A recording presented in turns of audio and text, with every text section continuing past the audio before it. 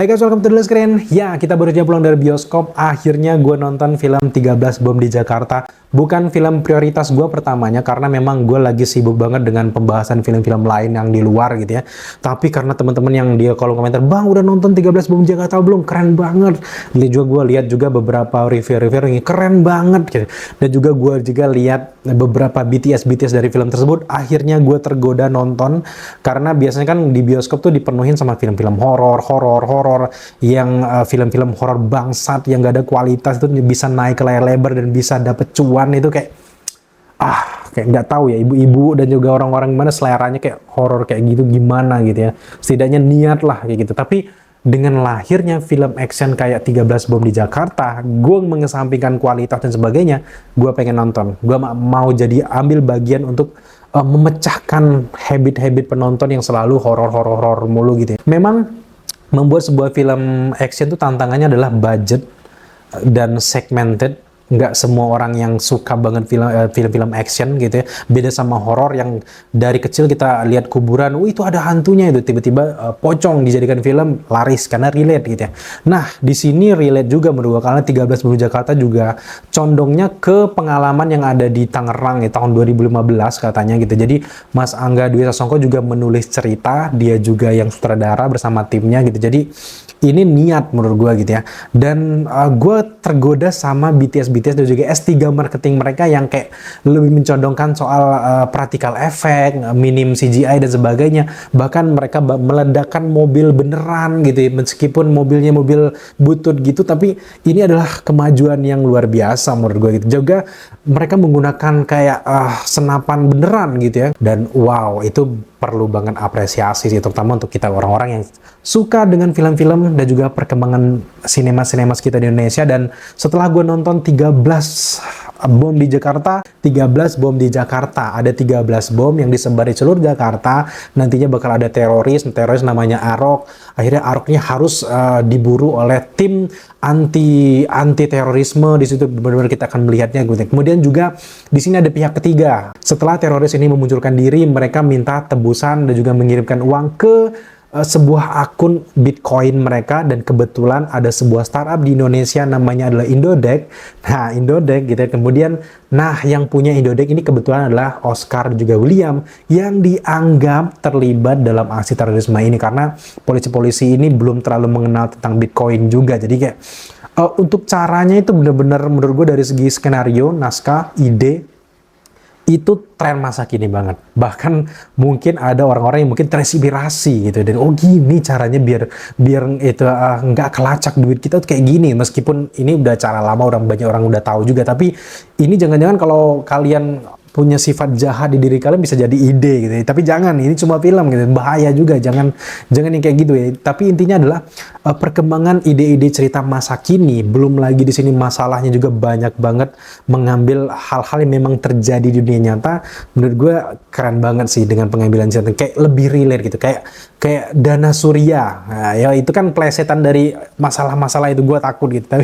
Tapi bener-bener kayak orangnya yang padahal udah tentukan bersalah, tiba-tiba lepas, sekarang bebas gitu, macem-macem gitu. Kemudian juga ada banyak sekali hal-hal yang relate banget dengan kehidupan masa kini. Itulah yang membuat film ini agak spesial menurut gue dari segi penulisan naskahnya gitu ya. Nah, alur transisi plot ceritanya menurut gue dari awal 10 menit pertama itu benar-benar kita digembleng. Wah, dijanjikan kayak sebuah hook. Kalau sebuah film video pendek tuh namanya hook ya guys ya, dia hook. Di awal film kita diperlihatkan jum action, full action, dan kita benar-benar melek, nggak ada ngantuk sama sekali. Wah, keren gitu. Tapi barulah setelah 10 menit selesai, mulai masuk ke pertengahan film, kita akan diperlihatkan perkembangan karakternya satu persatu. Nah, disitulah banyak orang, beberapa mungkin yang nggak nyaman gitu, karena agak panjang nih ceritanya. Karena ada 3 versi dan juga sudut pandang cerita yang penonton harus ikuti. Yang pertama di kantornya si kontra terorisme ini gitu ya, bagaimana riuhnya di sana gitu. Yang kedua di terorismenya. Nah, yang ketiga di kantornya si startup ini gitu guys. Dan itu menarik banget, jadi kaya ceritanya. Gue suka di sana. Tapi memang setelah bug di awal film, di pertengahan film tuh kayak langsung kendor gitu. Gitu banyak dramanya gitu ya. Dia kayak Ya sebenarnya nggak bisa bukan sebuah kekurangan, tapi harusnya bisa dipoles lagi menurut gua gitu ya. Jadi setelah intens, boom, langsung jatuh, menurut gua kayak sayang banget ya, harus lebih diolah lagi gitu ya. Nah kemudian barulah setelah mereka mencapai klimaksnya sampai ke filmnya selesai, itu Buggy Book keren banget gitu ya. Kalau soal fighting sequence dan juga fighting skill, nggak yang bombastis banget, tapi di sini karena sederhananya mereka, karena juga ini adegannya tembak-tembakan, jadi membuat kayak fighting sequence-nya nggak yang jadi kekurangan yang menonjol banget, jadi akhirnya ketolong lah kayak gitu. Jadi tapi gue suka di sini adalah efek-efek tembakannya, kayak di tiang itu kan nembak terus ada bolongannya tuh, itu benar-benar real, kayak benar-benar ya praktikal efek, kayak benar-benar kayak real banget. Dan juga enggak yang tiba-tiba ada beberapa film gue lupa kayak mereka udah nembak hilang gitu, kayak berasa kita yang buat di video kayak pakai After Effect kayak gitu jadi hilang. Tapi ini enggak, bahkan dari jauhan setelah enggak ngesu di sana di tiang itu pun gue masih lihat ada yang bolong, dan itu real banget gitu. Tapi ada satu yang menurut gue kontras di sini adalah pas si pemeran Agnes Oscar William itu ngambil laptop di sebuah mobil, kan itu ada parkiran mobil tuh. Itu mobilnya mobil era sekarang, mobil-mobil yang mewah. Sedangkan di sepanjang film kita melihat mobil pengantar banknya jadul, mobil polisinya tuh kalau nggak salah kayak Starlet atau Soluna ya kalau nggak salah ya, itu kayak bener-bener jadul.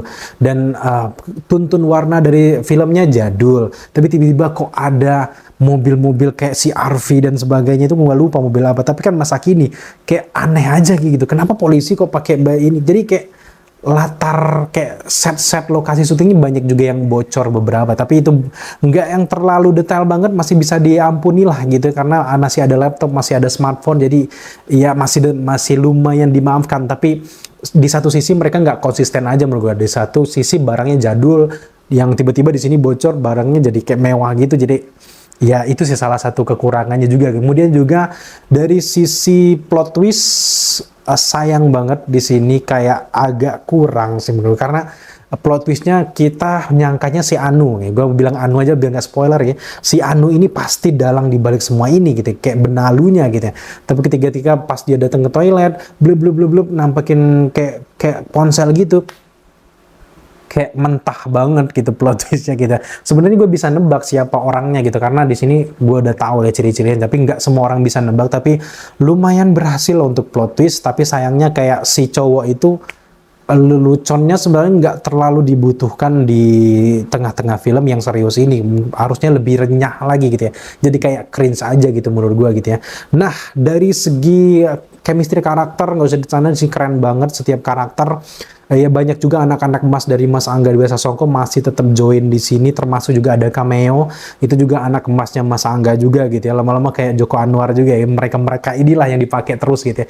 Tapi gue sadar sih, jadi akhirnya selama ini gue akhirnya tahu kenapa sutradara selalu pakai artisnya yang ono-ono aja gitu ya kan. Selain mereka mungkin kenal, bukan karena itu aja, tapi mereka nggak mau ambil resiko yang besar sih menurut gue, karena mereka udah kenal dengan aktor ini, chemistry-nya udah dapet, nggak capek lagi ngolah mereka. Itu mungkin salah satu alasan kenapa sutradara itu selalu mengambil artis yang itu aja gitu. Jadi ya karena memang mereka udah chemistry udah lengket itu. Tapi untuk penonton awam kok aduh ini lagi nih anak emas nih, tapi ya bukan masalah yang berarti. Kemudian bagian yang paling gue suka adalah battle akhir antara Arok si Rio Dewanto melawan si anggota dari anti teroris ini yaitu Ganindra Bimo. Itu kan tembakannya bug banget itu, dar itu intens banget. Gue suka banget yang adegan itu karena memang dibuat lebih relate, nggak yang tiba-tiba dar kamu akan kubunuh gitu, nggak itu mati gitu, penjahatnya mati, nggak sesimpel itu. Di sini pertarungannya panjang banget, gue suka. Dan terutama Rio Dewanto sebagai Arok itu sangat meyakinkan banget bahwa dia mantan militer, tersakiti, dalam banget pendalaman karakternya. Gue suka banget di sini.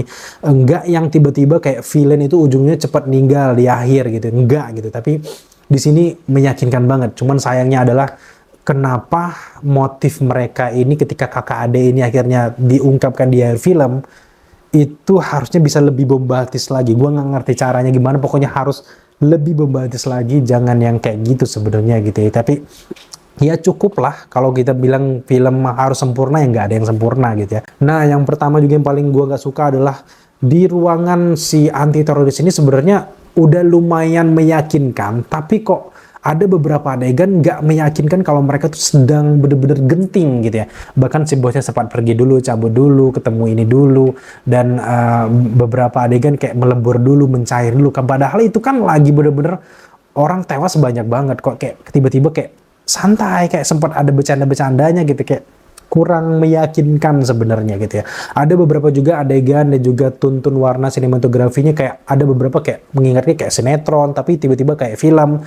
Gue pengen tuh kayak film tuh konsisten kayak The Raid, misalnya kayak tone warnanya mereka gimana kayak gitu gitu ya. Tapi ngomongin soal The Raid, ini adalah salah satu film selanjutnya yang memberikan gua kayak air minum di kala dahaga setelah haus dari film-film The Raid. Menurut gue film 13 Bom di Jakarta bisa bersanding dengan The Raid untuk film-film Indonesia. Semoga ini juga dilihat sama orang luar gitu ya.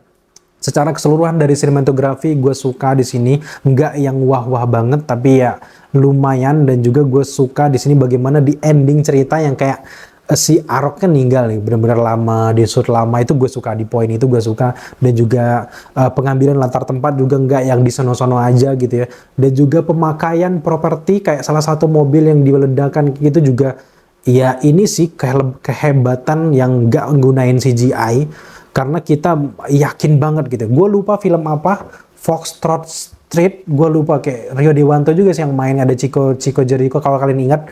Itu kan kayak fake banget, itu salah satu film terburuk sih yang pernah gue tonton juga dari segi visual effect gitu. Kalau dari segi acting nggak masalah.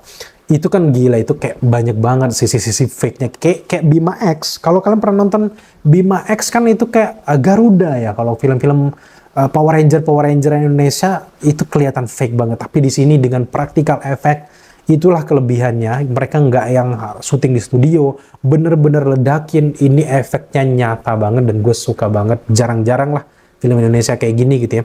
Meskipun yang diledakin juga mobil-mobil butut gitu ya. Harusnya yang dengan model yang gede ya. Nah, ngomongin modal di sini, mari kita bahas soal product placement, endorsement, gimana ya ngomongnya. Didukung olehnya itu kayak kelihatan banget.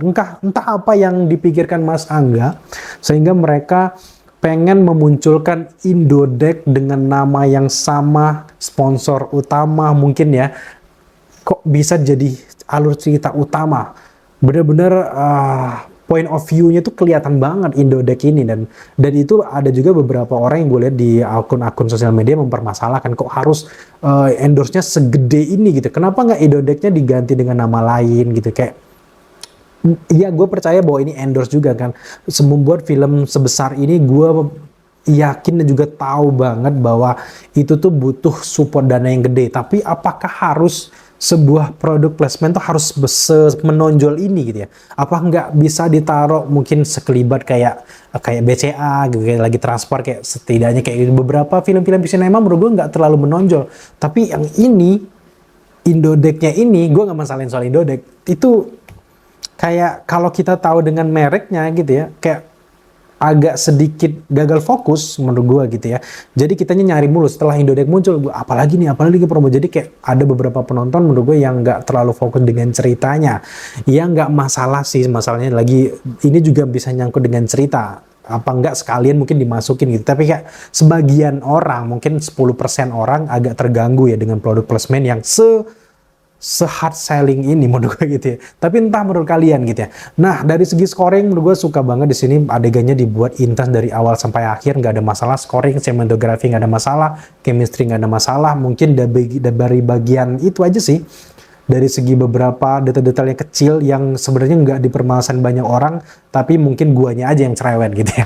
Nah, secara keseluruhan gue sangat suka dengan 13 Bom di Jakarta dan nggak nyesel sama sekali nonton ini. Film ini, meskipun gue bilang ada beberapa hal-hal yang gue nggak suka, bukan berarti film ini jelek, men. Apalagi kalau kalian menilainya dari seorang reviewer, itu nggak adil. Kalian harus nonton dulu. Kalau kalian sepakat dengan apa yang gue bilang, baru kalian komen di kolom komentar. Tapi kalau kalian belum nonton dan bilang filmnya jelek, ya itu sih kelewatan banget gitu ya. Gitu gue nggak saranin orang kayak gitu ya. Oke guys, thank you buat teman-teman sudah menyaksikan review kali ini. So di akhir review gue memberikan skor untuk 13 Bom di Jakarta ada di angka 7 dari 10. Thank you buat teman-teman sudah menyaksikan video ini. Kalau kalian belum subscribe, jangan lupa dukung kita dengan cara subscribe, like, komen, dan share. Serta jangan lupa juga untuk nyalakan notifikasi agar kalian mengetahui apabila kita mengupload video setiap harinya. Thank you guys.